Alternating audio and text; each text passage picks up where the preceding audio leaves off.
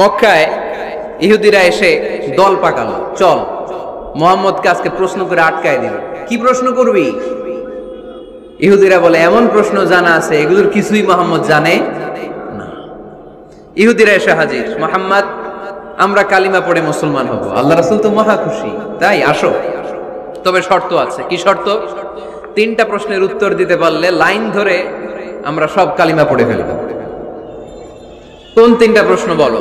তারা প্রশ্ন শুরু করলো। প্রশ্ন নাম্বার 1, মা হুয়া রূহ। মুহাম্মদ বলো তো রুহু কারে বলে? রুহু কি?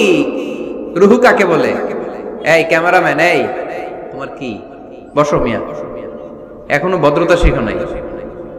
আলোচনার মাঝখানে এদিক দিয়ে উঠবে ওদিক দিয়ে উঠবে, চপ চপ চপ, কথা নেই, বসো। কেউ উঠবে না, ক্যামেরাম্যান, অতিথি, সভাপতি, কোনো কথা না। আলোচনার মাঝখানে no one is allowed to talk or to make any disturbance.